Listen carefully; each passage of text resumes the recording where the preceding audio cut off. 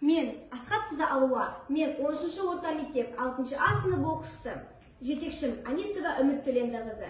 Мен республикалық, халықаралық, облыстық конкурстардың иесімін.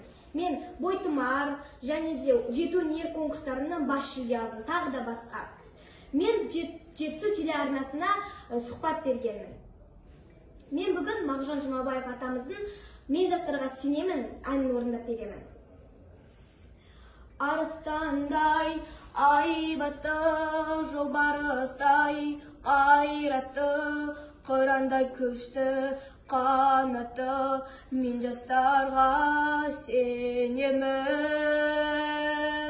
Көздерінде от ойнар, сөздерінде жалын бар, жаннан қымбат, оларға мен жастарға сенемін.